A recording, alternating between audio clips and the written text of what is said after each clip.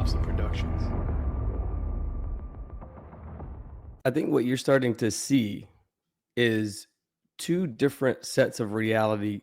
When you understand that the government, its main job is not to govern people, it's to govern our thoughts and to steer us in a certain direction. But what they're doing is controlling the masses. So Obama came in and said, "Hey, the internet's here now. We have to basically skirt around the idea that Americans can't be caught up in that propaganda." So now he made it legal to literally propagandize Americans. And so now everything you see, everything since 2012 has been complete fabrication. So that whole family has had nothing but experiences. And one of the things that woke me up to a lot of this, especially to like the 33rd parallel talk and all that stuff, was a UFO, a video of like a mothership UFO that's like hovering. She thinks that the mind control, it made it go up underneath the UFO and look up at it. And then they had like 2 hours of missing time. And so did Emily when she was in the army a long time ago. All of it is designed to take us off our spiritual path. Everything that you see, everything you read, everything you watch, everything you listen to. If perception is reality, then you can change the perception of every individual in America, then you can change the reality that every single individual in America lives in. And that, if that's not spellcasting, I don't know what the hell is. I do think there's spiritual energies involved. I do think that there's sacrifice and ritual magic and all this stuff. And I think that the magic is real. We are being hypnotized by people like this. Newsreaders, politicians, teachers, lecturers. We are in a country and in a world that is being run by unbelievably sick people. The chasm between what we're told is going on and what is really going on is absolutely enormous. Oh yeah, dude. There's some Nephilim shit. It's like we all know what's going down, but no one's saying shit what happened to the home of the brave. These motherfuckers, they controlling us now, and no one's talking about how they made us fight and be slaves. And everybody's just walking around, heading the clouds and wanna wake up to a dead in the grave. But then it's too late, we need to be ready to raise up. Welcome to the end of days. Everybody is slaves, only some are aware that the government releasing poison in the air. Welcome back, ladies and gentlemen, to another episode of Nephilim Death Squad. I am David Lee Corbo, a.k.a. The Raven. That is Top Lobster, the father of disinformation. Before we get into today's guest, I would like to make a quick announcement. Sometime around the 30-minute mark, we're going to be going live exclusively to patreon.com/Nephilim Death Squad, where you can continue enjoying this episode, sounding off in the live chat, and also gaining early access to the episode, and you could do it all for free. Sign up for the 7-day free trial. Enjoy all the content that we have that's backlogged on patreon.com. We're getting buried in our own content. We produce more content than we can premiere. If you want access to that treasure trove, patreon.com/Nephilim Death Squad is for you. But that is not the place where you're going to want to find tickets. Tickets are officially live at brogrove.com. That's right, guys.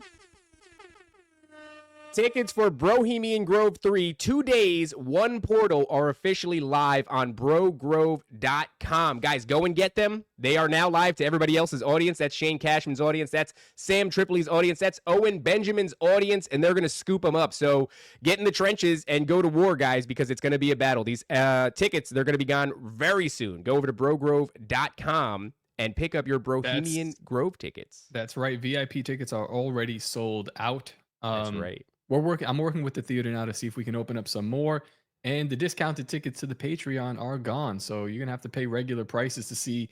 I mean, Owen Benjamin will be there. Sam Tripoli will be there. Shane Cashman, Nephilim Death Squad, Tower Gang. Elijah Schaefer. We just got Elijah Schaefer hopped on last night. He's very adamant. He wants to come. He wants to perform. This is going to be an insane event, guys. A lot of bang for your buck in those tickets. Brogrove.com is where you want to be to pick them up. Should we run that why don't we run that promo real quick for these people, and then we'll get into today's guest. Go ahead and run the promo, David. Okay, let's add this up here. Boom.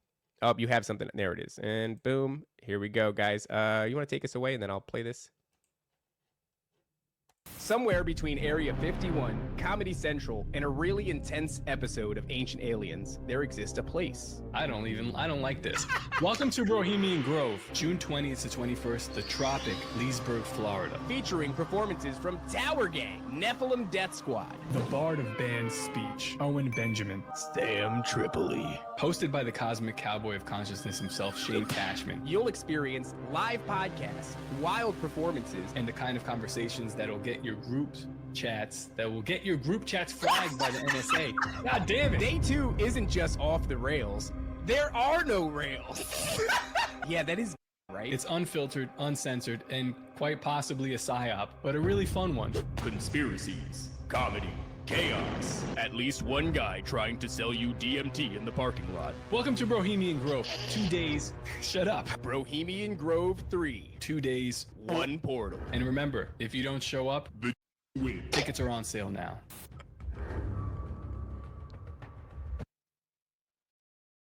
I didn't realize that I did the Who censored wins? one. Yeah, It's who- very important. We have to highlight what the end was there. Guys, if you don't purchase tickets to Bohemian Grove, the win. All right. And we don't need that. We don't want that. Not in today's. They've taken a lot of W's, and it's time to serve these up some L's. So head on over to brogrove.com and buy your tickets while supplies last. Getting into today's guest, joining us is Brad of the Awaken podcast. Once again, also, Brad has been there for the first 2 Bohemian Groves. He's going to be there for the 3rd one. Always. I remember last year. That's right. You came to both. You came to the Sam Tripoli show. And Yeah, the yeah, Leonardo yeah. Joni. Don't say what Yeah. he did. Don't say what he did. Don't incriminate him. Okay. But definitely not. Bradley did come and hang out with us at the last one, and we can't talk about what he did. He's into something very deep and very dark, and any kind of details about it will get him incriminated.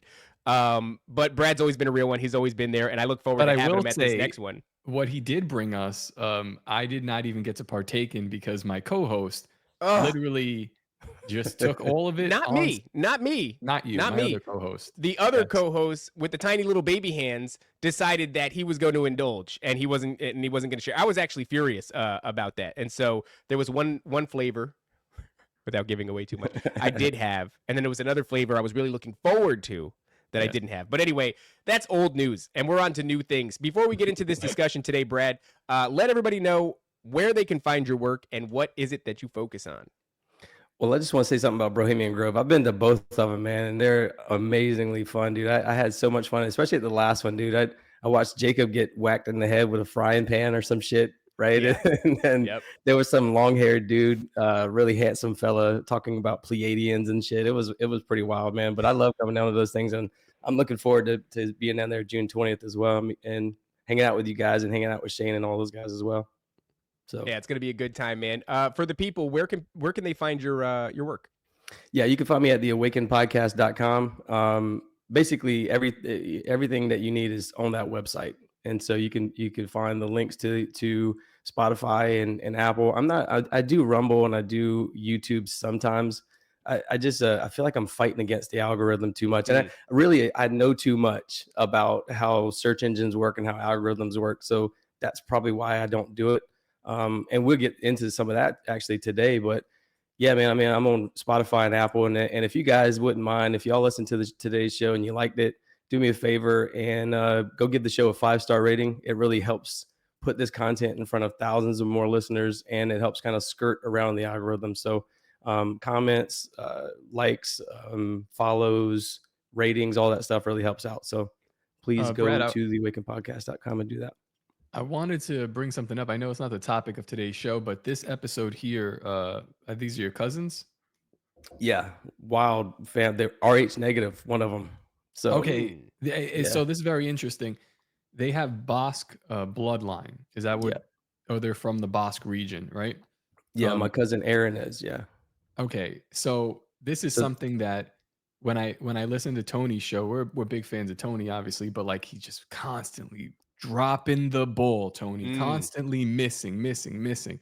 On the last members episode, he had a woman talking about deliverance, and she also mentioned that she was from the Basque region and her husband was from the Basque region. She didn't know he had like a Basque last name. This is a place that was brought up to us by Brian of Demon Erasers, having connections with the Nephilim or at least like some sort of Bigfoot. They won a battle against the French. The French had to retreat because they were literally boulders being thrown from distances away at them and killing the French, and they could not invade Bosque and take it over. And then there's also like the tales of Olenta Zero that's Yeah. coming from this region as well, where you get the myth of Santa Claus and like giving the gifts so that there's like no ill will towards the family, towards these creatures around the birth of Christ, things like that. Yeah, And that I'm was just the like, story about all those giants who saw a sign in the stars of the coming of Christ and literally threw themselves from mountaintops, except for one, Olenta Zero, which, apparently has a lot to do with where we get our Santa Claus lore. That's a really fun story. Yeah, and their whole they don't know that they came from that region, but the Rh negative bloodline comes from that region specifically. There, it's the Pyrenees Mountains, or the Pyrenees people. Or the Pyrenees in that region, the Pyrenees Mountains. They basically speak a language that nobody else speaks on Earth. They have all these different traits that nobody else has on Earth, and they're sisters. They're half sisters, Emily and Aaron. So they share the same mom, but so Emily has some of that blood in her as well. So she has had a lifetime of experiences following around, and so has Aaron, and so has their mom, and they think maybe even their grandma, and so on and so on. So that whole family has had nothing but experiences. And one of the things that woke me up to a lot of this, especially to like the 33rd parallel talk and all that stuff, was a UFO, a video of like a mothership UFO that's like hovering right over where my parents live, and their parents are next door neighbors, and that UFO was hovering right over both houses.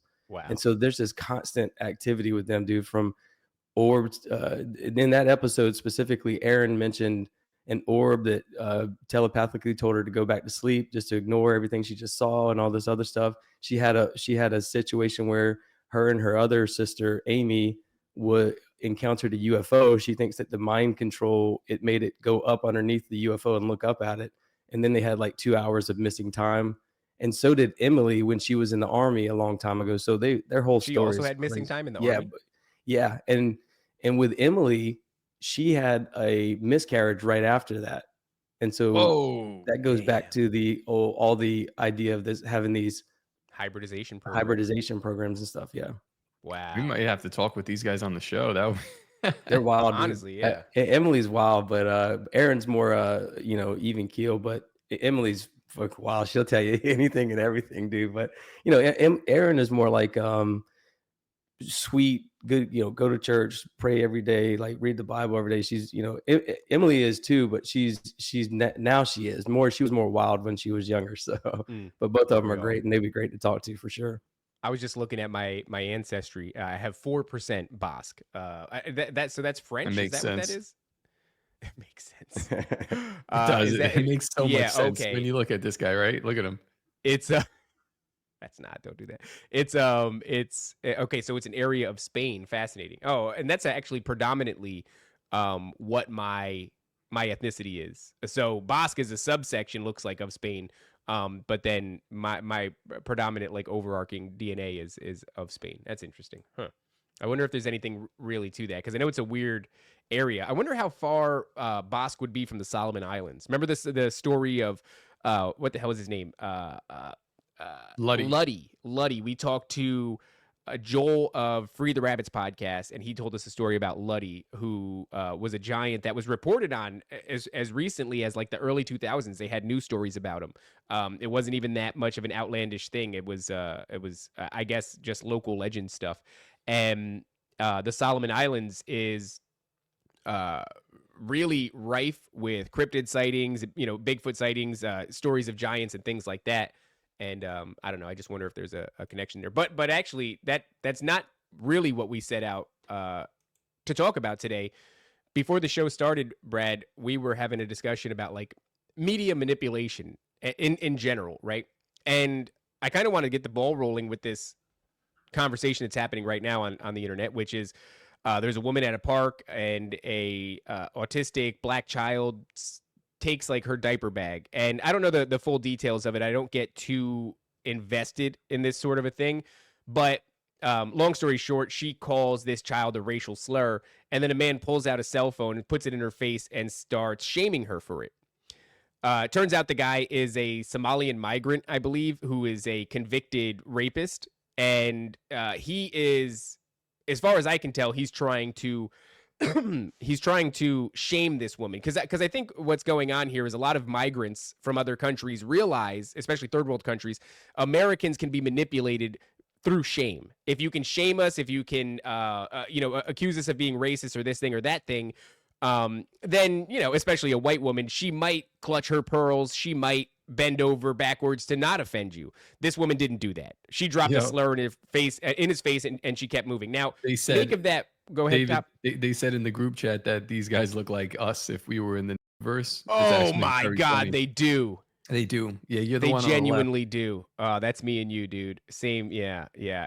Muhammad Hussein Omar and Sharmaki Bail. I can't even pronounce these things, but yeah. These guys apparently have been in some trouble themselves. And I'm not even really interested in the conversation about whether or not that woman was justified as much as I'm interested in the conversation of like, is this fucking real? Because we just hot off the heels of. It's interesting though, right? Isn't again, I don't pay attention to the details of this because I'm not going to get caught up in the emotions that they want me to have for it. Right. But what I think is interesting is that they're telling this story, and whether it be true or not, how people react to it, especially on the heels of what just happened with that dude Carmelo Anthony and Exactly. the white kid, right? So he stabs him in the heart. They raise $500,000 because race relations are at an all-time low in America. And this lady just tells this dude off. And I think a couple of years ago, this would have gotten her canceled or whatever that means. Or they would have fired found her from the job. She would have Yeah. got fired, right? Yeah. And instead now she's raised like $200,000. So it's like a tit for tat response. And it feels like no matter what is truthful and what's happening with this story, what's happening with the culture is, it's boiling. Right. We're at like a slow boil at this And point. that's what's got me a little bit suspicious of this entire scenario. I'm not saying that scenario is not genuine, but it does strike me as odd that we were just in the throes of this conversation. Why should a young man who stabs another young man in the chest be then given whatever it was? Let's say like $250,000 or something. I don't know if he touched 200,000. It might be more, but that was just he got $500,000. $500,000. Sorry, no, 500.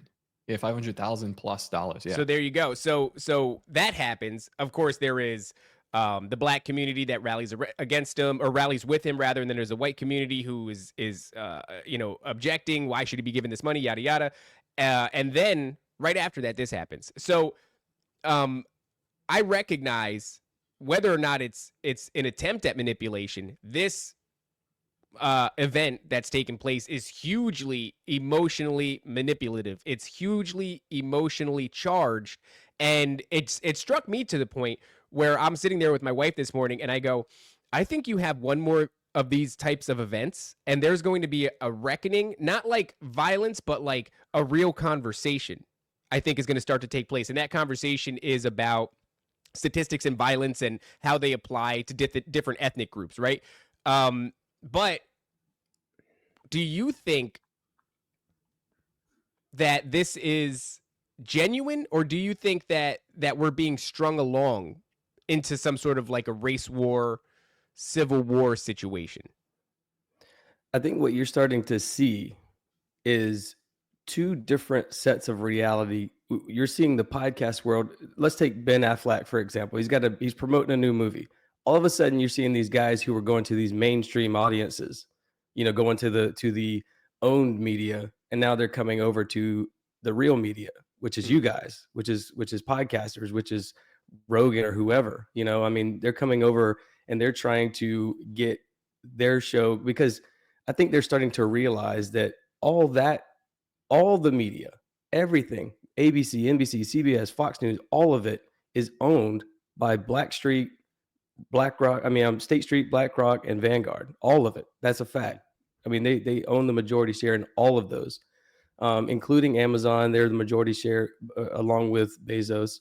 So I think what they're starting to see is that in order to get their whatever they're promoting out to an authentic audience, they're getting it out. They're going on these different podcasts. Now that's the way to do it now. So you're going to see that other version, that modern media or that mainstream media kind of disappear. But I want to talk a little bit about what the definition of government and the definition of media. Okay, so Sure. media means multiple mediums. Medium means middle or intermediary. Dia means through something, like diameter or diagram, right? Together, the concept of media suggests a system that carries information across or through space between a sender and a receiver. So media is basically the middleman. It's, it's how these messages travel from one point to another. Govern means to steer, mint means mind.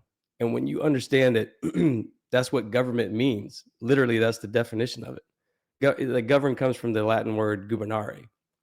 Mint comes from the Latin word mens or mentis. So like anything you hear mental, all that stuff, mentor, it's relating to the mind. So when you understand that the government, its main job is not to govern people, it's to govern our thoughts and to steer us in a certain direction. And Right. they have programs in place since the 40s, like the Smith-Mundt Act, that do specifically that. That's all they do. And that was only found, I'm sorry, the Smith-Mundt Act led to things like Operation Mockingbird and all this other stuff. But later on, it was in 2012, it was expanded upon by Obama. He said, it's what the Smith-Mundt Act did was it basically propagandized overseas, anybody overseas. And you think, why would you want to propagandize anybody overseas? Why does that matter? And they say, well, it's in the interest of national security and all this other stuff. And, we got to get out the positive message of spreading democracy and all this stuff. So they literally have this whole program since the 40s that was designed. They have radio stations, all kind of different, the whole State Department, that's pretty much what they do. They propagandize overseas and they say, we're all good. We're, spreading democracy and love and freedom and all that other stuff. But what they're doing is controlling the masses. So Obama came in and said, hey, the internet's here now. We have to basically skirt around the idea that Americans can't be caught up in that propaganda. So now he made it legal to literally propagandize Americans. And so now everything you see, everything since 2012 has been complete fabrication. And it goes deep. The nonprofit organizations, the NGOs, all of it spread. It's diffused and it's all spread across all these different organizations and departments and everything. So you can't ever pinpoint one thing. So like if somebody said, we want to investigate this organization, well, they're going to have to investigate like 1,000 organizations because that money is spread out across all of them. So and that's what the Twitter files essentially revealed, was that there were so many hands in the pot with the Twitter files. There were so many, different organizations. You had government organizations, you had political campaigns involved, you had nonprofit organizations, you had NGOs, you had federal agencies like ODNI, CISA, DHS, FBI, DOD, NSA, and you had, again, all these NGOs, obviously USAID, the Global Engagement Center, the Center for in on it. Dude, everybody had their hands in it. Isn't that gross? That's everybody was manipulating us. Everybody saw an opportunity to infiltrate and steer the narrative. And you're talking about how the Smith-Mundt Act happened under the Obama administration. So did that whole Cass Sunstein cognitive infiltration thing, which is really funny if you pair those two together, right? It's like one says we are now allowed to propagandize the people. The other one says this is how we're going to do it. We're going to infiltrate different conspiracy movements and steer the narrative because those conspiracy movements are actually to the detriment of, the status quo. And so if you can't make them go away, infiltrate, plant your influencers, and steer the movement. And so those two things in conjunction, it actually really shows you what the Obama administration was worried about, which is the people. Dude, they call them influence campaigns in the military, the DOD. Remember, I was public relations in the Air Force. It's influence campaigns. That's what public relations is. It's basically trying to steer hearts and minds. And it was kind of gross the way they did it in the military. It was always like, they would say all the time, this is an information war, and we have to steer hearts and minds. They say that shit all the time. Now they're doing that thing with military kind of e-girls. which is very funny. Did you see that wave that came out, especially when the Ukraine-Russia situation was, I would say there was a time in the past few years where it was more at the forefront of people's minds. And during that time, the virality of videos of like relatively cute looking chicks in military fatigues doing, grunt work were on the rise in a huge way, trying to, cause an uptick in recruitment one way or another. They always And do a I mean, they're not above propagandizing people. They do a thing too with those type of girls where it's like they always look very juvenile in a way. Like Yes. they'll purposefully put like red blush on them. They'll have like tiny little noses and they'll like this kind of shit. I'm like, what are you really doing? Like I Mhm. understand the war propaganda at the bottom of it, but on top of it, is that too? Like that's just dirty, dude. Like You know what are what you that is? targeting? That's the military industrial complex noting what is viral on the underbelly of the internet. They're looking at data and they're going, a staggering amount of dudes are looking into weird pedophilic crap. Why don't we mix that together with army recruitment? And I don't know. I mean, I'm not saying that it didn't work, because I did see a lot of opposition to it. I saw a lot of really fun memes that would play like a little cute chick in army fatigues, and then all of a sudden it would snap and it would be a dude like, wake up, they're trying to kill you, And so in that way, people were fighting back against it, but I bet you the reason they were is because it was probably effective. Yeah, I mean, they wouldn't have Operation Mockingbird, for example, where they, recruited journalists to disseminate propaganda through the New York Times and the Washington Post and all these other Time magazine. And then when they got caught with the church committee hearings in the 60s, they were like, all right, well, you got us. But nothing ever happened. They never stopped the programs. They just kept changing the name. That That's way, all when they you, do. yeah, when you go to do a FISA cert or a FISA request, now, by the way, UFOs used to be called UFOs. Now they're called UAPs. The military also has terms for aliens, for example, called fast walkers. Who the fuck's Yeah. going to look for fast walkers? Or Fast non-human walkers? intelligence. Yeah. Why And then they fast have, walkers? I don't know. Because That's they just want what I you to, read they somewhere. want it to be as difficult as possible for you to Right, look yeah. up this information. Yeah, and they call them they call it non-human intelligence now. So they keep Yeah. changing the names, and they do this. And Hillary Clinton got caught having her own private server. They all have pseudonyms, so you never know what So if you wanted to do a search for Obama's email records, you can't do that. You got to look for Barry or something like that. Barry at statedepartment.gov or some crazy thing like that, and you'll never think to look for it. But so that's what they do. They just keep changing the name, and that's Dude, what the they did. landscape has gotten so weird though, because back in the day, what was propaganda? It was like, it was coming from Fox News, it was coming from CNN, it was a consolidated group of media companies, MSNBC, ABC, and you would get propagandized by them, and you would kind of know that. Hopefully, if you were aware, you'd be like, this probably isn't the whole truth, but it's a source of information. Maybe I'll watch it. And then, of course, you have whatever sitcoms in Hollywood is doing, right? Now, it's totally different. They just recruited fucking Tim Pool. You know what I mean? They're creating viral videos because they have armies of bots, and they can adjust the algorithm, and they can determine what goes viral. I would say now, even though the internet in some ways has gotten out of control, they have their hands on so much more of the controls, and they can fine tune it so that it's much more easily received by your group or this group or that group. And it's just gotten, that's what I'm saying. It's like, we have these viral videos going right now where this woman is saying these slurs on the playground, and now they're doxing her and all this crap, and it's creating this race war. And even though I think that moment was probably organic and real, and even though I don't think anybody orchestrated Carmelo Anthony to stab that kid in the chest, something has happened where the algorithm is grooming and pushing these things. Because let's be honest, people say slurs all the time, and unfortunately people get stabbed all the time.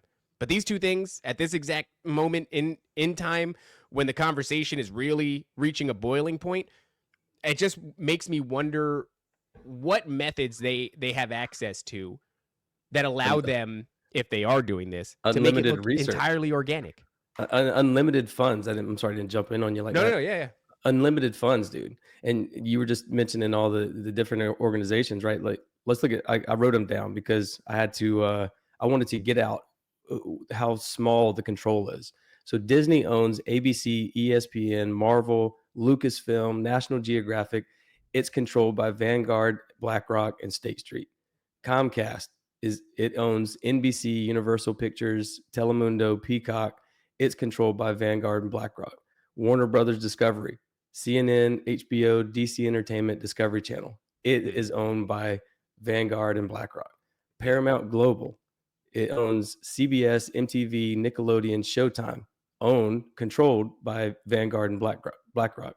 Sony it's an outlier. It's owned by a Japanese group of Japanese institutional investors. Netflix, it owns their original streaming, and it's controlled by Vanguard and BlackRock. Amazon owns Prime Video, MGM, and Twitch. It's controlled by Vanguard and BlackRock. Apple owns Apple TV, Apple TV Plus. I'm sorry, Apple Music is controlled by Vanguard. I mean, on and on and on, dude. I mean, on and on. Yeah, I'm sorry to just kind of drag it out that, but it's basically I'm trying to paint a picture of like how small that control is, right? It's like that's literally one company. Yeah. It's basically just one company. Yeah, that's it.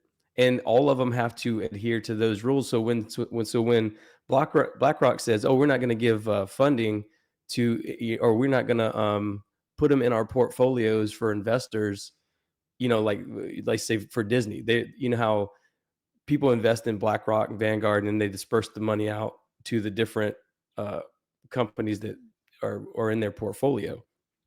Well, so ESPN and them are like, well, shit, dude, we got to play ball. We got to have DEI and all this other stuff, right? You see it on top shirt, right? Die or DEI, right? Yeah. I'd rather die than DEI.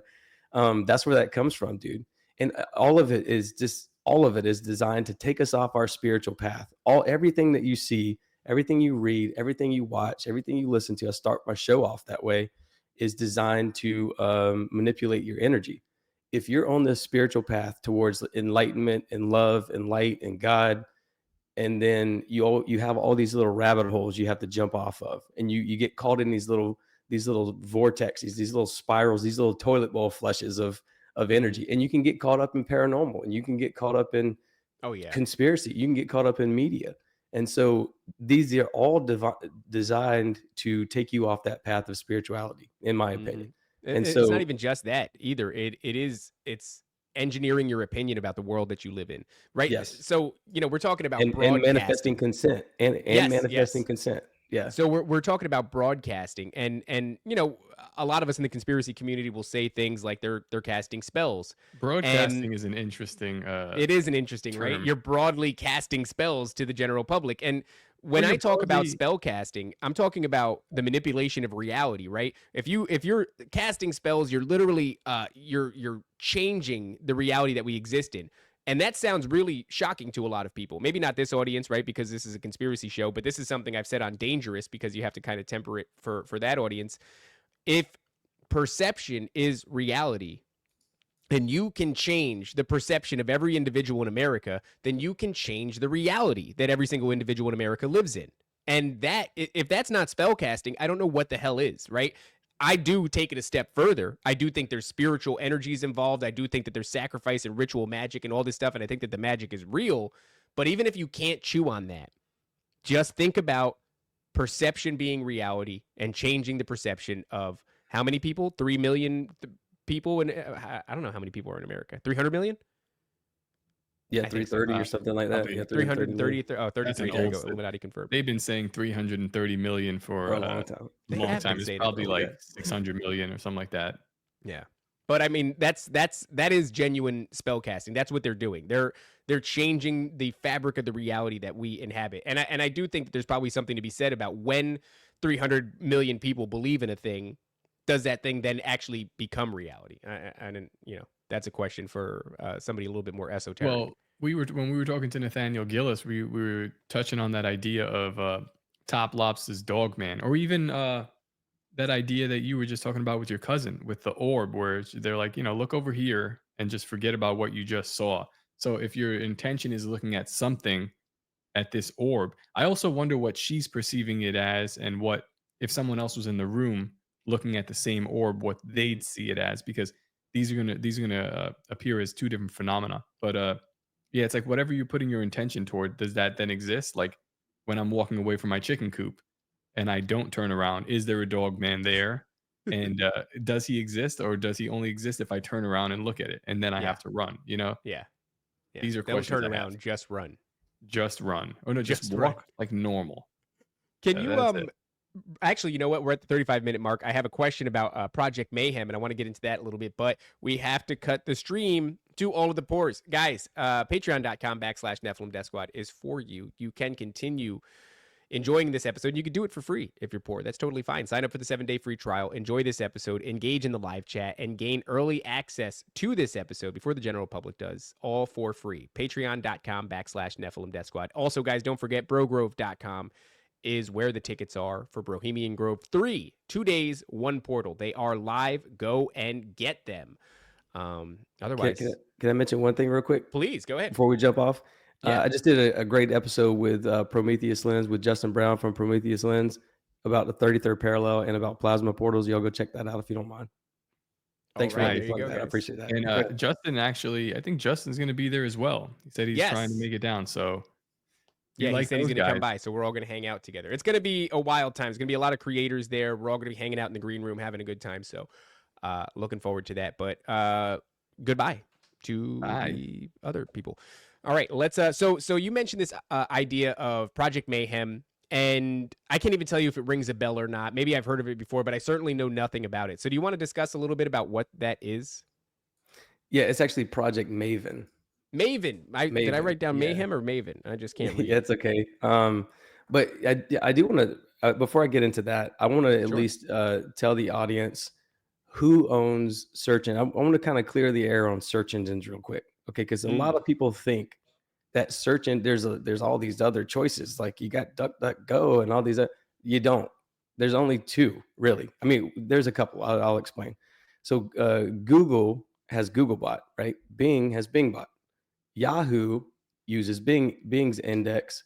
DuckDuckGo uses Bing and Wikipedia and a couple other sources. So they don't have really their own search engine. Right. Ecosia uses Bing index. AOL uses Bing index. Lycra uses Bing index. StartPage uses Google's index. Brave Search has its own crawler, so that's good. So you might want to use Brave Search, or Mojik has its own crawler as well.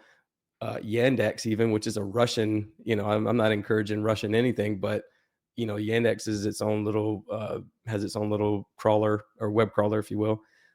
So you don't have a lot of options when you go to search for something, which is our first thing when we go to look up something. We don't go to a library and sit down and comb through all these old books that have lots of information in them.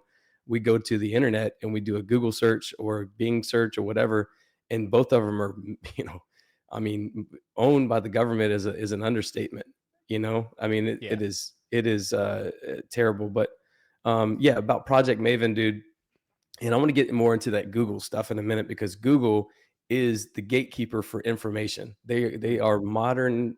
They're burning books. It's the modern day book burning, and that's where the idea of dead internet theory comes in and all that stuff. But yeah, man. Project Maven it started in April 2017, and it's a project where the U.S. military worked with tech companies like Google to build this AI system that kind of helps analyze videos from drones. Okay, so then you get into the idea of like the Jersey drones and all this stuff that happened in December, a few months back. So anyways, man, these the full name is called the Algorithmic Warfare Cross-Functional Team. But it's commonly the Algorithmic Warfare Cross-Functional Team. Is that what you said? Yeah. And so basically, the military has a bunch of videos, a bunch of video footage from drones flying all over different places.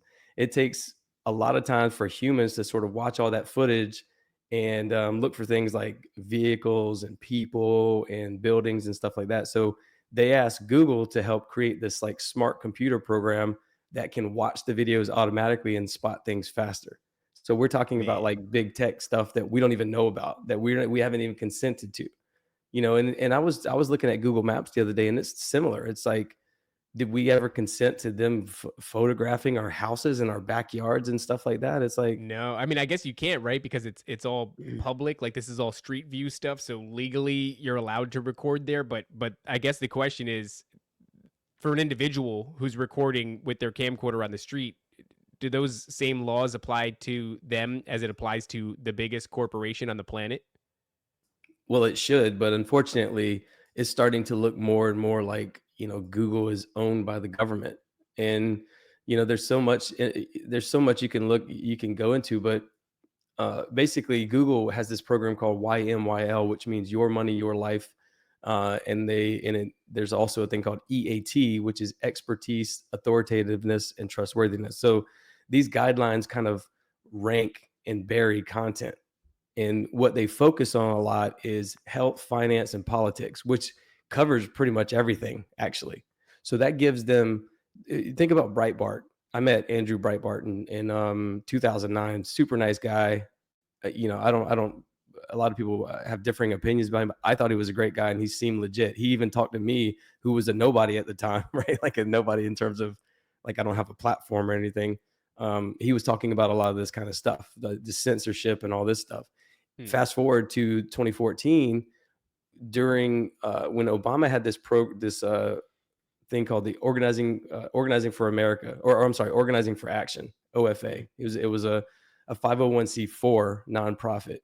Breitbart wrote an article that was basically, hey, this is terrible. They're teaching people how to start riots and how to protest and all this stuff, and they're actually making signs for these people. So like you know how you would watch TV and you see all these spontaneous protests, and you see all these signs that look like they were printed in a graphic shop. And you guys know, y'all put on a show, y'all put on Bohemian Grove, y'all know y'all got to get stuff printed up. It takes 2 or 3 weeks to get it made. So these things were already, in the works at some point. And Breitbart was pointing that out in like 2014, 2015. Mm-hmm. And after that, Breitbart went off the web. Basically, they were killing it in terms of traffic. They were getting all the online traffic, and then they just basically disappeared from the web in terms of, like, if you do a Google search for news, you're going to get all like CNN, MSNBC, all these New York Times, all these other articles, and you'll never see anything from Breitbart, even though Breitbart was generating more traffic than anybody else on the internet.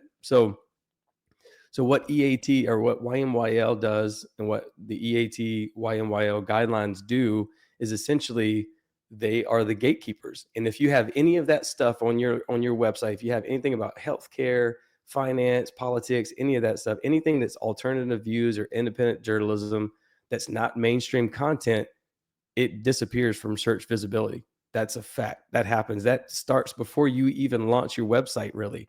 Google has these bots that crawl your website and scan for content. And that's how they index it and put it in their library of information. So what essentially they're doing is, if you guys put up something that said, I have a cure, the Matt Rife, what does the Matt Rife thing do, right? The Rife machine. The Rife machine. If you build a website for that, it's gone. You'll never find it. It would be almost impossible unless you go to the type the URL directly into the web. You're not going to find that specific thing. And they claim that it's to protect the health and safety and everybody of people who are searching.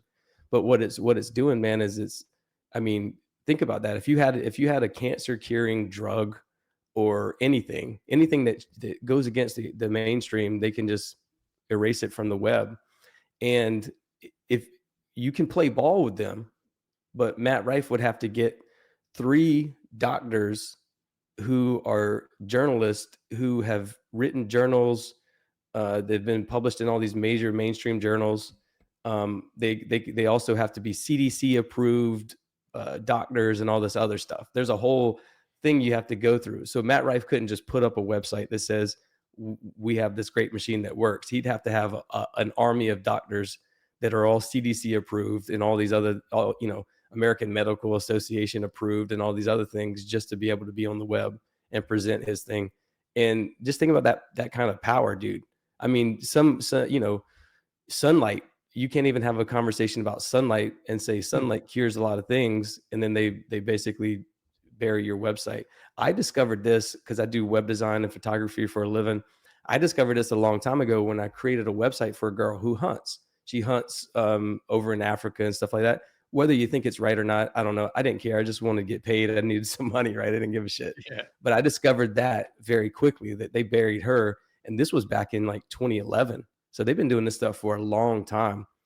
During the elections in 2014, 2016 elections?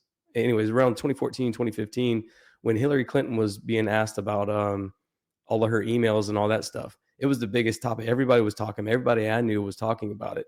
And then Facebook used to have trending topics on there. And you go to trending topics and you wouldn't see anything about Hillary Clinton. You wouldn't see anything about James Comey or any of that stuff. So they are, it's pretty clear that they have an agenda, and that agenda is to control information. They only put out what, they want you to see, and that's all there is to it. So the Google EAT YMYL guidelines are devastating to basically every organization that tries to have any kind of thing that goes against government and mainstream anything.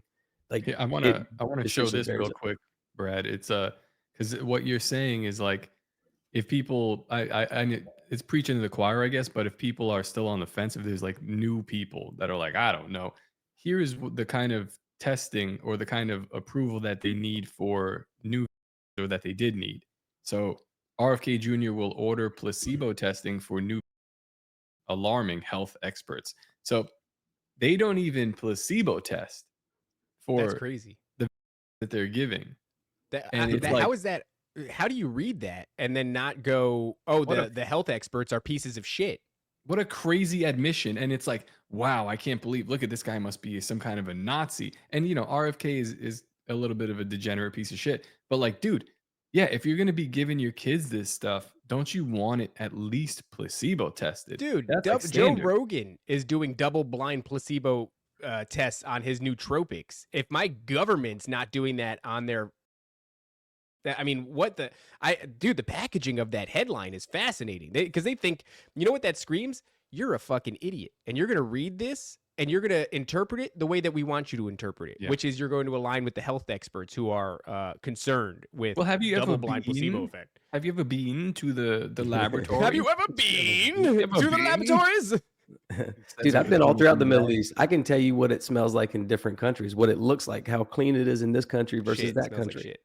Yeah, they all fucking, they don't shower, right? It's like there's a lot of. Well, you know what's weird is like, so I do miss, by the way.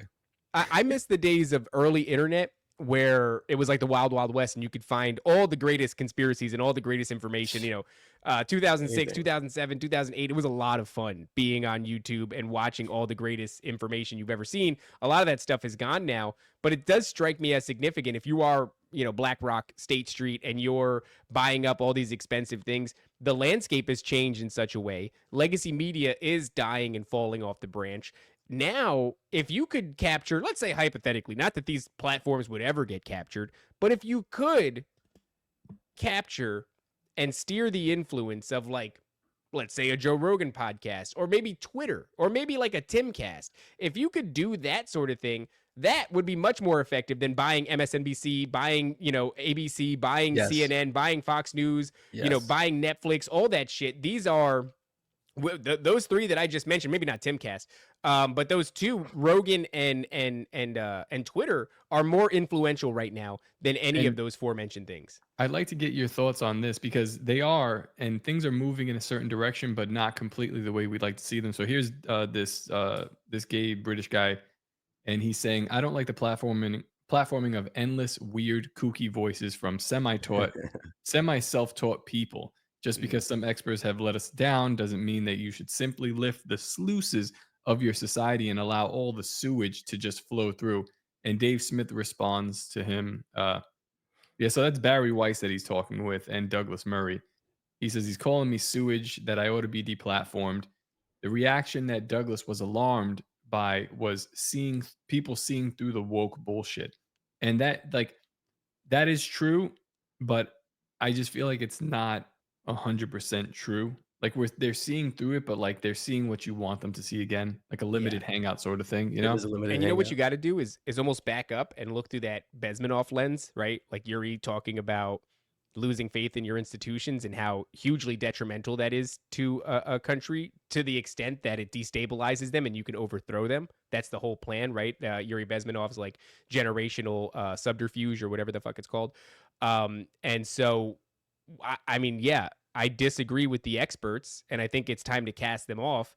But I also recognize that it aids in creating that tinderbox that Yuri Bezmenov talked about. Like, we're right there. We're in it. And it is what it is. We are losing faith in our institutions. For the audience who may not be familiar, Yuri was an ex-KGB agent that was famously interviewed, I think, back in the 80s. And he talks about how espionage does not happen in the sexy way of like a 007. We don't send a spy in to destabilize a country and assassinate leaders. What we do is a generational takedown of the people's faith in their institutions. So your medical institutions, your educational institutions, your media institutions, etc. And then eventually when the country is ripe for the taking, you can go in and do that. But you have to separate the public from their attachment to these institutions. And what is America if not values and institutions? I don't really know. But what is it? Then what does it mean if so that's been happening? We've separated the public largely from the institution of, I guess, the idea of the founding of the country, like these sort of Christian morals, and we've replaced it with science and the experts. But now with the Dave Smith thing, which is intentional, like so you have Ian Carroll on Joe Rogan, and that starts to like sow this foment a little bit.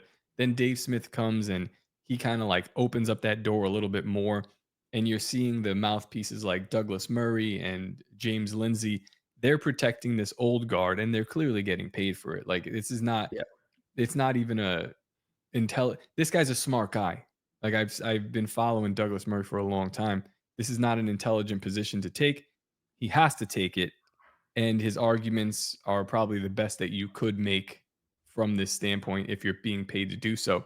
Now the question is like, why have they done this long march and now people are turning away from it?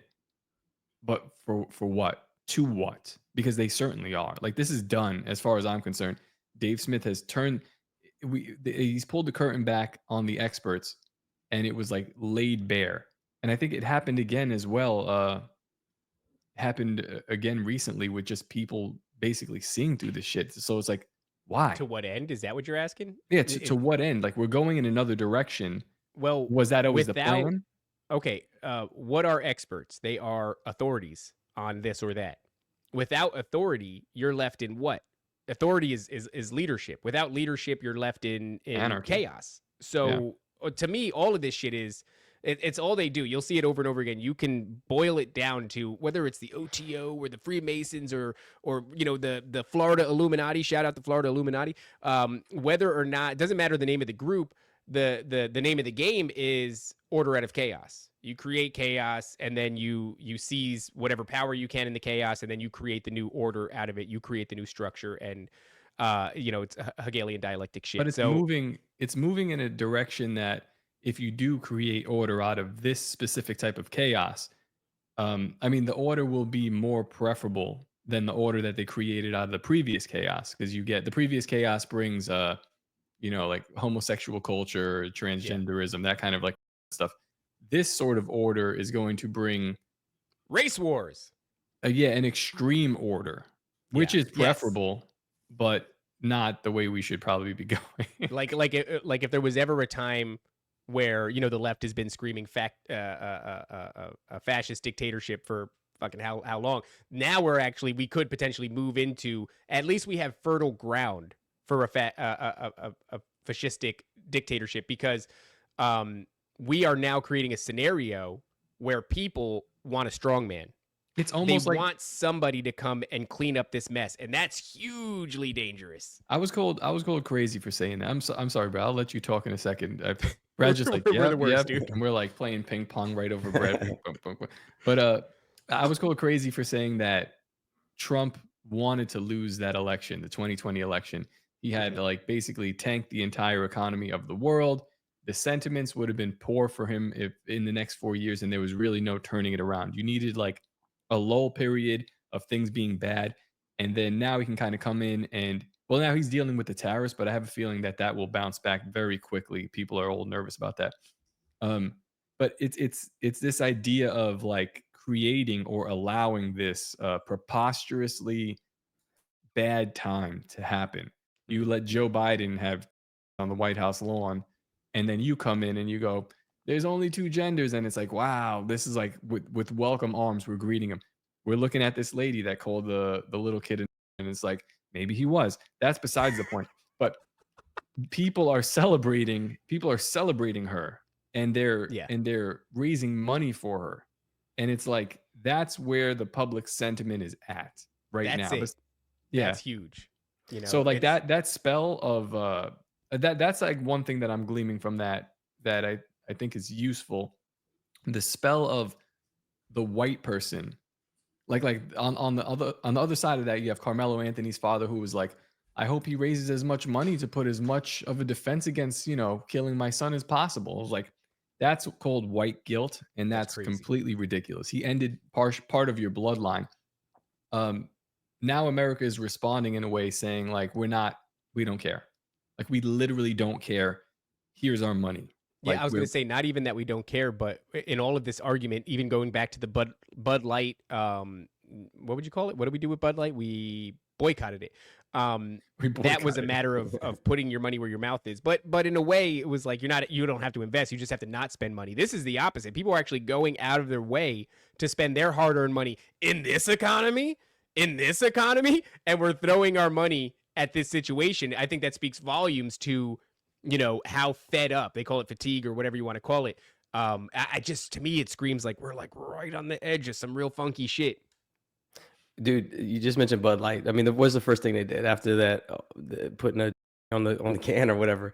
Let's get a good old boy Shane in here and shoot Yep. some beer around the neighborhood and grill some burgers and all that shit. That's marketing, dude. That's all that is. They got it right after. Yeah, they steer your mind back to okay, and everybody's drinking Bud Light again, and nobody cares, right? It's like Post Malone, him and Post Malone in cargo shorts on a lawn chair drinking. Not gonna Bud lie, Light. Yeah, that ad slapped. it's a good ad. It's a good ad. It just shows how bad we suck. You could just reel us right back in. Just baby. right back in. That's the point. And I think it's important to note that again, man, this goes back to spiritual warfare. It always goes back to spiritual warfare, because if you look at the Protestant Reformation that happened from 1517 to 1648, what was that about?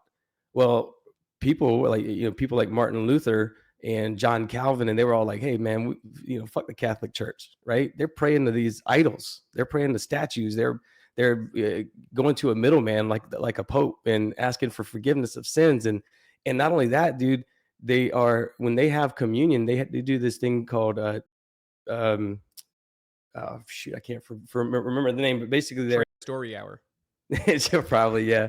No, but basically they take the bread and the wine and they pray over it. And they do all these rites and rituals and sacrifices and all this stuff to it. And it basically makes it's you're resurrecting Christ only to sacrifice him again. Right. Yeah. And so like they were, Protestants were like, we're not doing this. It says in the Bible that God is within.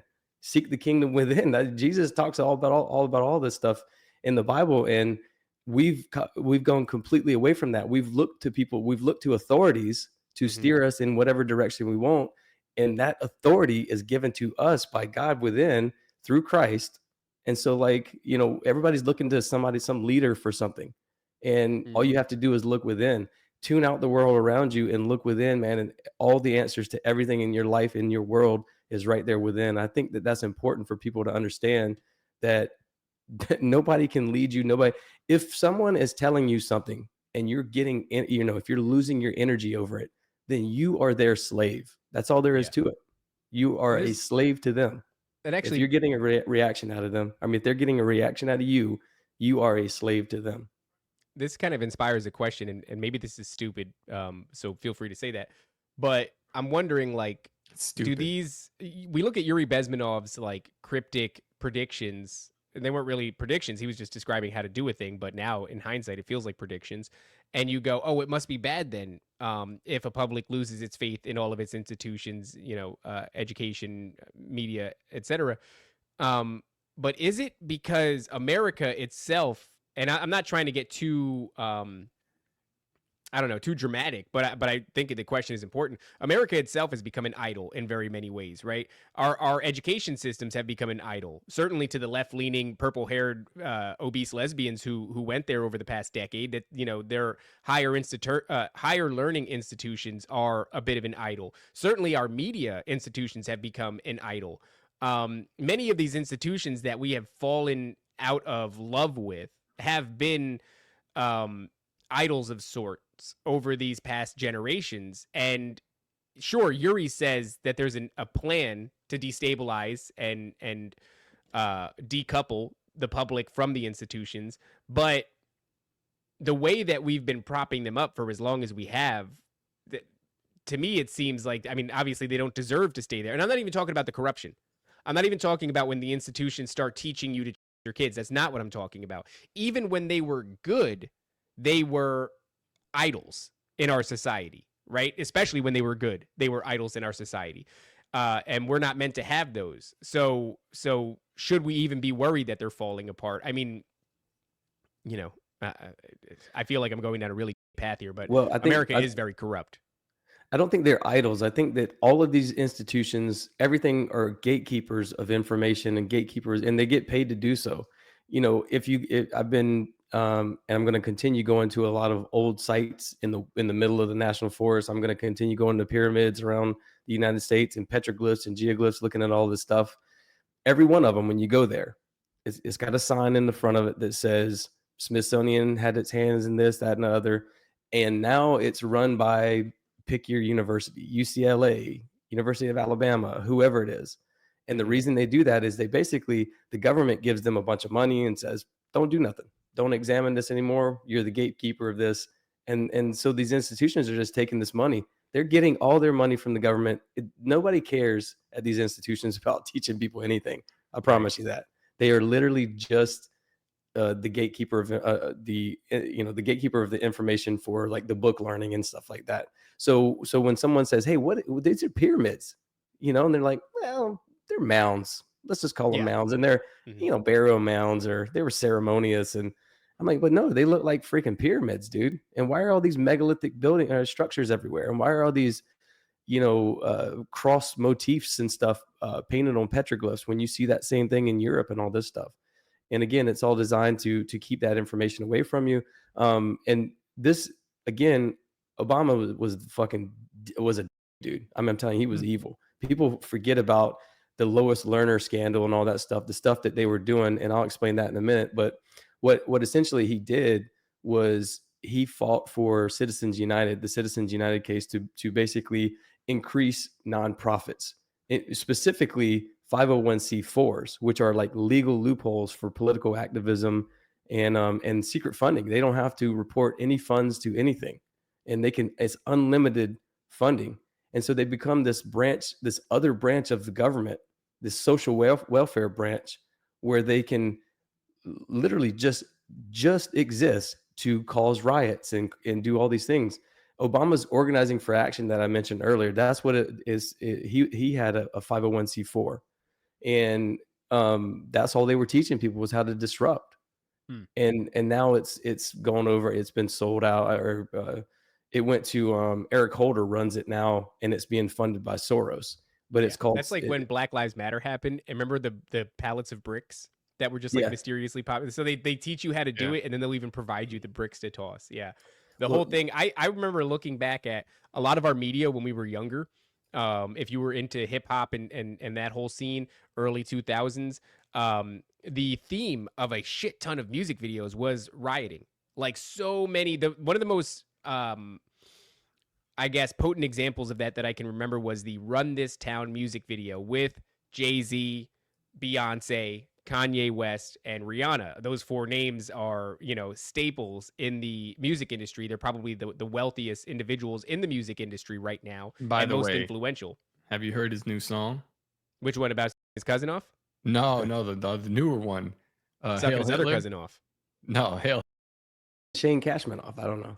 Wow. Shout out Shane Cashman. He'll be at Bohemian Grove. Yes. Yeah. No, that's I a didn't joke, hear by that the way, one. Shane, if you're listening. Is it a banger? It's a banger. It's a banger. banger. It's a banger. Oh, It's sad to say. no, I heard it, dude. I know what Hail, you it goes hard. Yeah. I gotta listen to it. Maybe I'll listen to it. It goes after hard. the show. All heard these it. songs go hard. They're weird. There's probably some kind of binaural beat underneath it. Oh, 'cause there's a 100%, lot of yeah. auto tune. But I'm just Just like, wake damn, up what's in he the doing? middle of the night, like with a sudden thirst for cousin, and you don't know why it's happening. It's what time is it? It's 3 a.m. It's the witching hour. You're just thirsty for cousin. Texting your cousin, you're like, what am I doing? What am I doing here? But You up? yeah, dude. By the way, those I was talking about the nonprofits, whatever. It surged since then. It's like 60,000 nonprofit registrations since then, and all of them just want that dark money. They just want to kind of move and hide money. And I'll Yeah. say this, and by the way, that was a 1,500% increase in spending on that. And I'll say this, a lot of these politicians own media buying companies as well. A lot of people don't realize this, and that so not only are they have 501c4s that are getting money and making millions, they also have media buying companies that help fund that help buy advertisements for their campaigns, Yeah.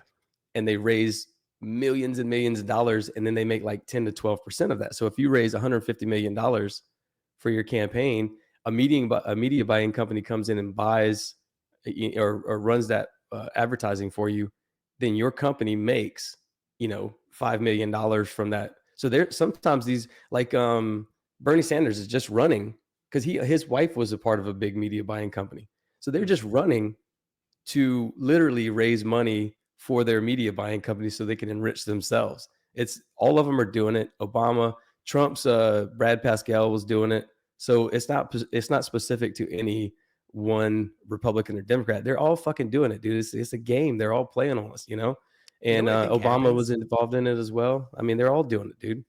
I think to an extent, a lot of people get into politics, and they have, they have goals and they're mission driven, and they want to help people and they want to improve the state of the country. I do think something happens though. Not only do you get you get pulled into a back room and you get whispered about, you're gonna have an unfortunate slip and fall accident if you don't toe this line or do that line. Sure, that sort of thing happens, but I think what might happen more is like, imagine going to bat for people and you're pushing and you're working your ass off. You're trying to pass legislation. You're trying to raise funds. You have plans for, the inner city communities. You have plans for, welfare programs. You got all this shit that you're trying to do to try to help lift people up. And I have realized throughout my life, there are people that simply will not be lifted up. And to the extent that those people exist, that I wouldn't know how to quantify that, but I suspect it's a lot. I suspect that a lot of people are just sort of, I hate to diminish people to like an NPC kind of a narrative, but there's something akin to it. It's like the useless eaters discussion, right? Or like if you're part of the World Economic Forum and you're saying you're going to eat the bugs, who's going to eat the bugs? Is it you and me, the people who are creating things and we're speaking and we're motivated and we're trying to build? Or are they talking to the millions and millions and millions of people who are content with never doing anything to lift themselves up, lift their community up, lift the people around them up? They are content to, let's say, live on welfare, eat Doritos, and then die of diabetes. And I don't know. What do you do with those people? I used to be really upset about the prison industrial complex, and I think it is horrifying that we imprison more of our population than any other country. That is wild, right? But then I go outside and I go, oh, you kind of need this. You don't need this for me, and you don't need this for the people that I know that are self-starting motivators and trying to do things, but you need this for the millions of other people who are directionless, and maybe they are propagandized. Maybe their brain doesn't work so well because of all the red dye and all the fluoride in the drinking water, but they're now prone to violence. They're prone to thievery. They're in, a situation in their life where they're in dire circumstances. They need food. They need money. They can't wait. And they're out committing crimes and doing things. And I don't know. It's like, what do you do with those people? So I've kind of come to a weird place now where I wonder, like, if Bernie Sanders was ever genuine, did eventually he just start taking the checks because he's like, these fucking people, they don't care. They don't care about me. They don't care about themselves. Yeah, he probably got to that point. I think that there are people, real people on Earth, and then I think that there are NPCs that are put here to to disrupt our energy and to disrupt our spirituality. I think we're here. We're put here to learn how to love and to learn how to grow. But all this other stuff, like I said, takes us off that path. And right now we're in an awakening or a revelation of we're remembering who we are, and we're coming to that idea of, oh, that's right, we are creators. We are made in God's image. We do have this ability to speak things into existence. Dude, when we talk, literally the letters of the alphabet, each one of them makes a little vortex of energy come out of your mouth. This is 100% sure. You guys can look that up. It comes out of your mouth with every letter, every word you speak. And each one of those vortices has a little torus field around it. So it's a little ball of magnetic energy. So when you're speaking, you're literally saying, that's why when people do the and stuff like that to meditate, it takes them to a higher level of consciousness. And or that's what they say. I don't meditate. So, but that's what this is all about. It's a language thing. It's a spelling thing, like we talked about earlier.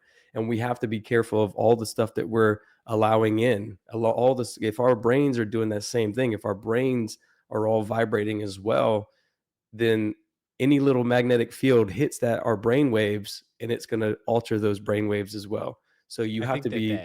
Oh, I'm sorry. Go ahead. Go ahead. No, I'm just going to say you have to be locked in and kind of put your blinder, put that. I don't remember if it was like How I Met Your Mother, but somebody had to wear blinders. You got to put those glasses on to where you can't see around you. Just kind of focus on you and your family. That's it. And live your life and enjoy light and sunlight and love and all this other stuff, and just tune out all the other shit, because it's just all, I think I was in here doing a show the other day, and actually I have a weird story for you, Top, after this. But I heard my wife does a lot of stretching, and my son likes to, so they'll watch YouTube videos. They have like a foam roller, like roll out like aches and pains on your backs and stuff. And they're doing a stretching thing. And then all of a sudden I eventually hear like, okay, now we're going to do our ohms. And I was like, no, you got to turn that shit off, because that strikes me as a vibrational frequency thing, that like, that resonance. And yeah, I think that's a way to sync up the frequency of your brain to the frequency that you're making with your vocal cords. And maybe that, that does something, ascends you or brings you somewhere else. But I had a really weird moment yesterday, Top. We were on the phone talking big business, and I heard something going off the entire time, but I didn't think about it. I knew my son was getting ready this is totally a derailment, but it's just strange, and I had to say it while I remembered it. I know my son is in the bathroom, and kids get carried away in the bathroom. Sometimes you'll go in there and everything's all wet. You're like, why the fuck is everything all wet? So, oh God, yeah, I know. I'm hearing this noise and I'm not really thinking about it. I hang up with you and I'm doing stuff on the computer, and then I realize like I still hear that noise. So I get up and I go into the bathroom, and I'm ready to be like, why are you touching the water pick, like a water, flosser? And he's not in there. And the water flosser's just on, and it's just sprayed water all over the bathroom. and so now I'm like, this kid, he's got to touch the. So I go in his room and I go, hey man, didn't I tell you not to touch this? And he goes, I didn't touch it. And I could just tell what he said. And I'm like, okay, that's weird. So I go back and I put it down, and I go onto the porch and I grab the mop. My wife's on the porch, and she goes, what are you doing? And I go, I don't know, something happened, and the water pick just sprayed water all over the bathroom. And her eyes start watering. And she's like, I couldn't tell you why, but for the past like 3 minutes before you came out, I just kept thinking about you taking the mop in the bathroom, you taking the mop in the bathroom, you taking the mop in the bathroom. And her eyes are watering. She's tearing up while this is happening. And I'm going, what? And she's like, yeah, I don't know why. And then I'm thinking about the fact that the water pick turned itself on and sprayed itself all over the bathroom. And now my wife is sitting in front of me with tears in her eyes. I don't know why that happened. I don't know. I don't know what that was. Frequency. But I just know the tears in her eyes. I was like, oh, she's not lying. Like, she wasn't sad. She's like, I'm not crying. But like, that's how amazing it was to her, because for whatever reason, 3 minutes on the porch, she's just thinking, my husband with the mop in the bathroom, my husband with the mop in the bathroom. And then all of a sudden that thing turns on, sprays water all over the floor, and I'm going to get the mop and take it in the bathroom. Strange. Very Weird. strange. That Yes. is weird. Dude, y'all were synced up. That's all it is. And that's what, our bodies emit this black body radiation and we have these electromagnetic fields around us. That goes out about What is it called? 6 Like feet. a toroidal field? Yeah, which is about 6 feet, which is why, again, they kept us 6 feet apart. Because when we connect, we are on that, when we're all connected like that, and we're all on that same vibrational, it's like, you know how when you love something, you look at your kids and it's like, fuck, dude, that is just amazing, right? That if we felt that all the time, imagine how great this world would be, right? And I'm not, the first episode I did with you guys, I pushed like that love and all that stuff, and I mean it because I think that's where Christ lives. That's that resonant frequency of where Christ lives. And if we can all get synced up like that, to where every moment when you tell someone, and by the way, I'm proud of you guys. When you tell someone you're proud of them, and that feeling they get and that feeling you get, that's that love exchange. That's that pure love exchange, man. That's an amazing feeling that I think that we need to do more of. And we can't do that if they're constantly getting us yelling, fighting about 100 gorillas versus one, one man or whatever the fuck, like people get caught up in these all right, though. Sorry, paths. Brad, hold on. What are we think? What are we thinking? What are we thinking here, Brad? Dude, This is a real simple answer. This is simple answers. The gorilla will fucking just rip through them like nothing, dude. Come on, dude. No, I'm not going to rehash this. I'm not going to rehash this. All I'm going to say is you're ridiculous if you think a gorilla doesn't get tired. Of course a gorilla gets tired. It's going to get gassed, and then eventually, the remaining 40 dudes, after we kill 60 of them, are going to be able to walk up. You don't have a way to even kill this thing. If Of it's course you do. I rear naked choke that gorilla to death. you Okay? can't If it's already laying down, you can't even get your arms around its neck. Its neck is to its under. Look, It imagine doesn't even this. have ears. imagine Have you it's ever so tired. You know what they call it? Strength. Have you ever tried to like wrestle just a kid who's a little bit slow? I mean, they're fucking amazingly strong. Imagine that times like 15,000, dude. Like, It's tired, right? It's very tired. It's gassed. It's laying on the ground. All you do is you simply roll it over onto its back, and it's laying there, right? It's going, It kills half of you.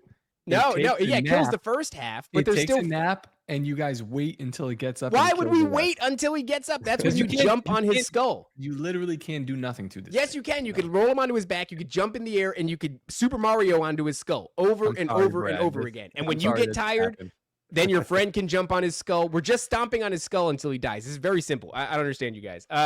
You know what though? On the topic of that, like I know you're right, Brad. Right? That if the world were to consistently pump out that feeling that you get when you look at your wife, when you look at your kids, right? When you especially when you're appreciative. I've been in that a lot lately, where it's like, as crazy as it is, life is beautiful. God provides, and it's very clear that He loves me. If you could stay in that state, and the whole world could, then it would be a much better place. But the problem is, obviously, they're inundating us with constant civil war, race war, geopolitics, World War III, economic collapse, famine. They're hitting you with all this shit. And the real problem about it is, well, a lot of this stuff is true. And then what do you do with that? Am I meant to ignore it? And probably, you're probably meant to ignore it and focus on God. But part of the trap, why it's such an effective trap, is because the shit is true. It's happening around you. It's happening in the streets. There's video evidence of it, and it has some real implications on the future of your life and the future of your children's lives. But it's a real task to fucking deviate from that and focus on something else. Well, we live in like a fallen world, so it's never going to happen. Like in this world, we can get glimpses of it, and I think that those glimpses are beautiful because they're so fleeting. But it's not going to happen here. There's just and also I don't want to have that for everybody. That would diminish what I feel for my children, what I feel for my wife. That's like, it's a special thing that I'm giving some people. So I think that it being limited here is great. One of the things is like when you get to heaven, your relation, maybe we should talk about Ed with this, but your relationship with your wife, like there really won't be any sexual relationship, and you'll have this like everlasting love for everybody. And I'm kind of like, that's not sounds pretty. Yeah, like I don't know. I'm gonna like, it's just I would like to keep banging my wife, and I would like to enjoy her in the way that I enjoy her now. I mean, if there's some elevated love that I then am keyed into but I don't want to have different love, or I do want to have different love in heaven than I do for my wife and my son versus all the other like heavenly homies. You know what I mean? Like I don't want to I want to feel something different, and I'd like to also keep banging my wife in heaven. I really hope that they have a suggestion box and I can say, can I keep banging my wife here? That would be cool. That is an amazing feeling, Matt. But Matt, that's what that is. When you have those amazing moments, dude, it's like, you kind of get a glimpse of heaven. When people have these near-death experiences, that's what they say. They say they go to a place and it's like pure love, and they can't even explain it. And they don't want to come back because this place is terrible compared to, going back to what we were saying about like, you're just saying you don't want everybody to, have that feeling or whatever, or experience that thing. I don't think we're designed to. I think we are on different frequencies, different vibrations, that we are all kind of waking up at our own time, at our own pace. And, Jesus even said this in the parable of the sower of the seed, when they asked him, why do we speak, or why do you speak in parables? He said, through seeing, they do not see, through hearing, they do not hear or understand. You will be ever hearing, but never understanding. You will be ever seeing, but never perceiving.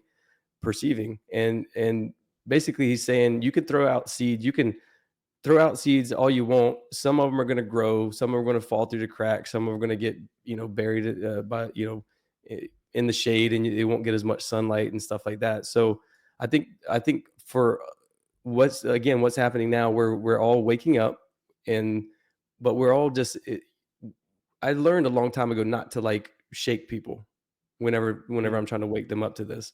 I learned to just plant seeds, just like we're talking about here with the manipulative media. Like if we can just plant that seed, it'll sprout. In 6 months, you'll hear that same person that you told that to say that to you again. And I get that all the time, dude. My family, I'll say something to them, and then 6 months later, they'll repeat the same thing to me. I'm okay. He's growing. He's learning a little bit, right? And it's like I don't push it on anybody anymore like I used to. I used to be like, you gotta, there's the and all this other stuff going on. Like, you just gotta, like Christ said, just throw out those seeds, man. And for people who will see it, they'll see it. For people who will understand it, they will understand it. Otherwise you don't waste your time on people like that, because you will lose a lot of energy worried about everybody else waking up. And you'll lose those people. Yeah. I mean, that's the truest shit ever. I spent a lot of time doing that, and you just push people away. They're not ready for that sort of a thing. And then for the first time in my life, I had to try to catch somebody up to speed who I cared about more than I cared about anybody else, and that was my wife. So my wife, when we got together, she knew I was out of my mind.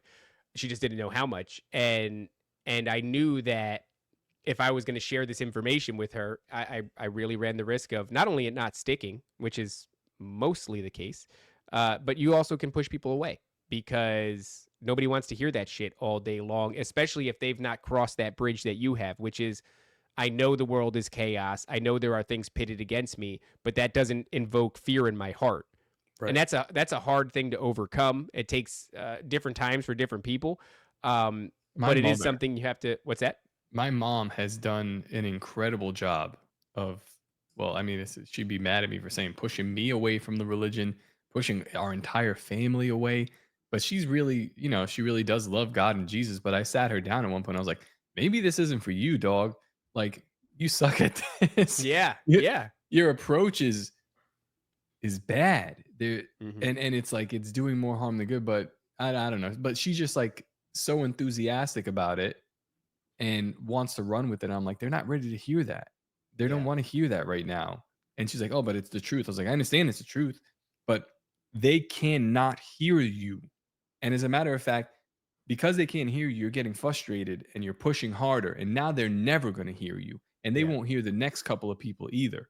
Now you need somebody like me to come with like racist humor to knock down their gates. And then maybe they could hear a little bit. And by the way, speaking of racist humor, our girl's at $276,000. She's raised the bar to $1 million. This is how we're going to judge the not just the decline of America, but the I guess fatigue. the fatigue of America. Yeah, It's yeah. like you can put a number to it at this point, and You when know it what it's reaches like, a though? million, we're complete. It's like you're trying. So you have this really crazy thing that you've discovered, and you have it in a whole book, right? Mhm. It kind of like, let's say it's the Bible, right? And you're just going to people and you're shoving this thick ass 800 to 1,000, page text in their face and screaming, "This is the most important shit," and you're hitting them in the face with it, and it's just like the time and the resources, they're not ready yet. They don't have a genuine intrigue. What's better to do instead? Take excerpts from it that are bangers, write them on Post-it notes, and just stick them around, and just leave them there. And that's kind of what it is. It's planting little seeds. You say a little thing. You bring up an interesting topic. You pose an interesting question, and then you just leave it. Don't even give them the answer. Just pose in it. That's a lot of what I did with my wife. Was like, you ever think about it? Isn't it kind of strange that things are like this? Like, Isn't who it kind of owns all strange this? that that thing happened? Who owns all the banks anyway? Who You're like- owns all the banks? Isn't that I crazy? did. I did it last night, dude. This guy was like, "Did you see the Starlink chain that was coming across the sky here where we live?" And I was like, "No." And he showed me a picture, and I was like, "Wow, that's so weird, dude. I thought they were in space."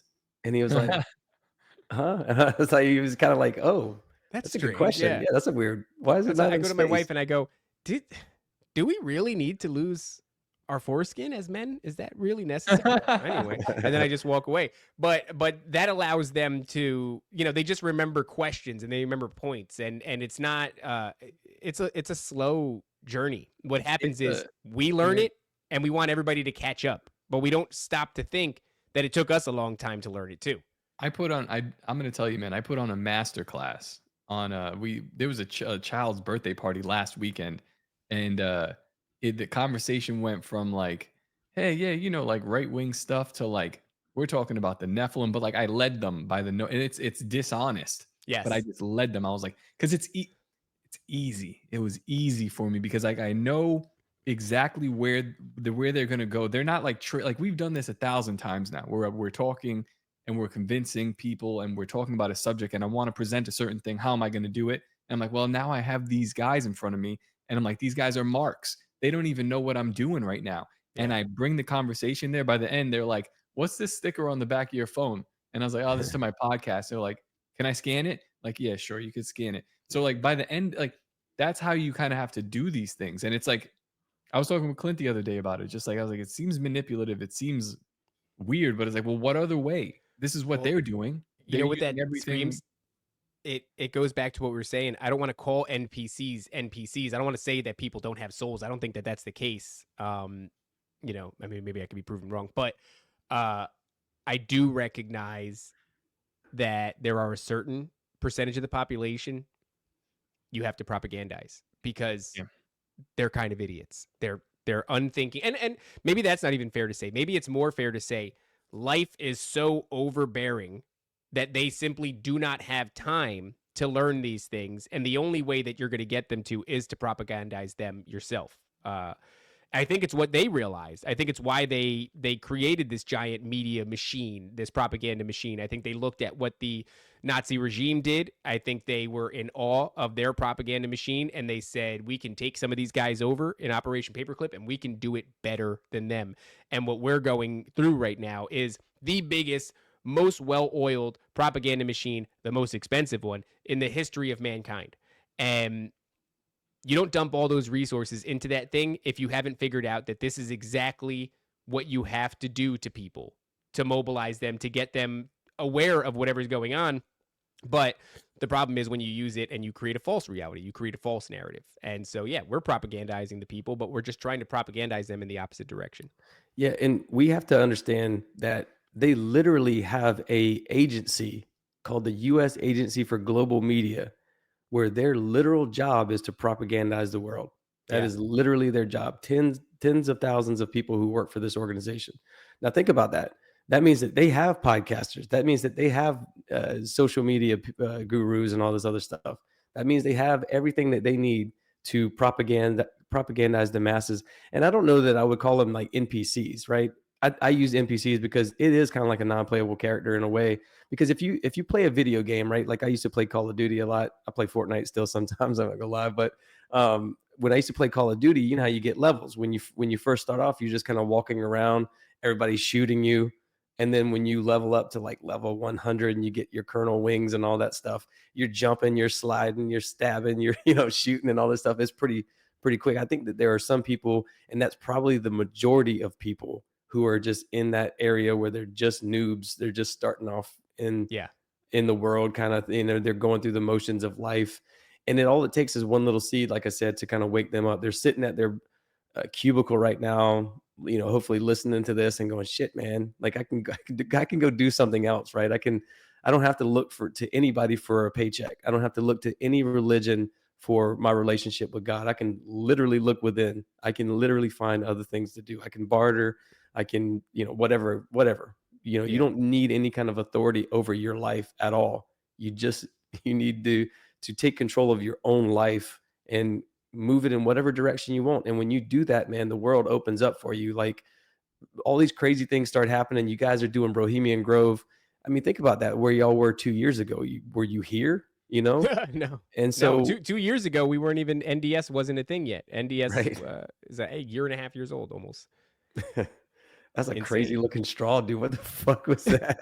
I've been watching the straw. I don't want to say anything about it. What is that? Though? I am glad. My silly straw. That's disgusting and embarrassing.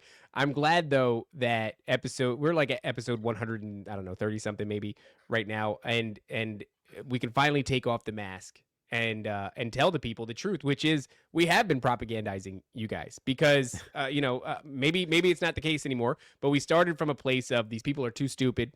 They need to be propagandized. They're too burdened by life and the 9 to 5.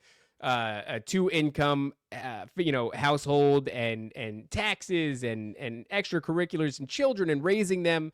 And we decided that it was important to come along and to do some counter propaganda. And that's what we've been doing here for 130 some odd episodes. And now we have a big live event where we're going to bring you guys in. We're going to sit you down in the 240 seat theater and we're going to MK Ultra you. But in the opposite direction, we're gonna wake you up, and I don't know what's gonna happen when you wake up, but you need to, and it seems that the only way to do that was to play a very long con of hypnotizing you.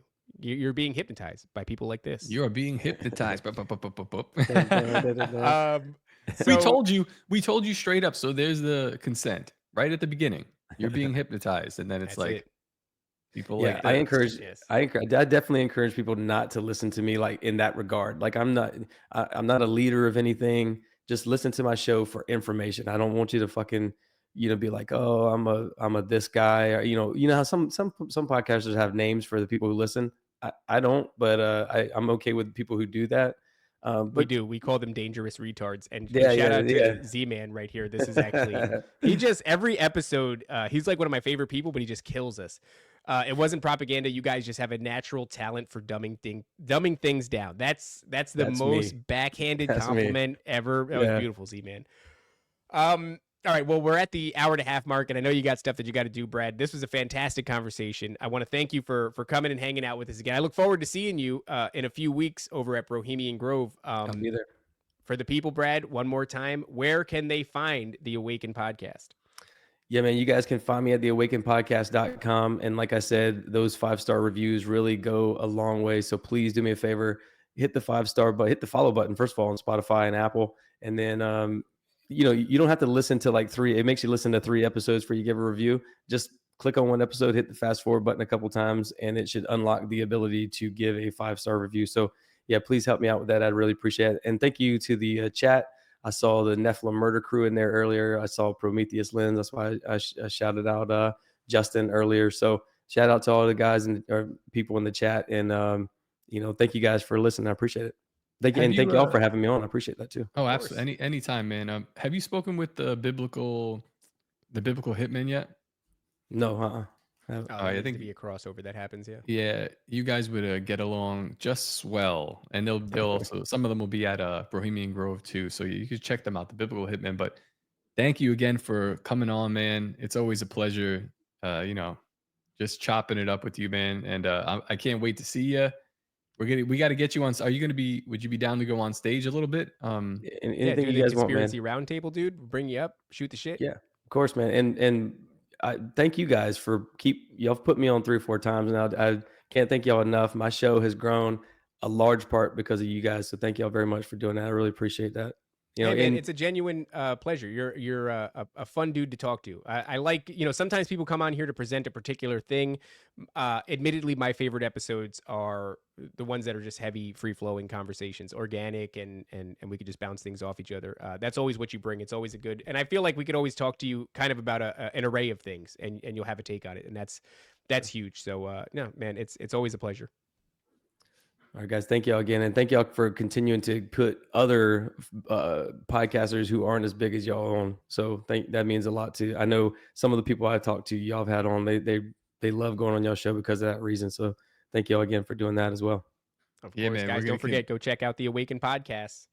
That's right. And grab your Bohemian Grove tickets now. They're ready. I'm looking at my phone because they're selling pretty quickly. So, all right, guys. See you later. We'll see you for Dangerous Retards with Clint and Owen Benjamin later today, 2 p.m. Don't forget to obey, submit, and comply. Goodbye. The greatest hypnotist on planet Earth is a oblong box in the corner of the room. It is constantly telling us what to believe is real. You can persuade them that what they see with their eyes is what there is to see.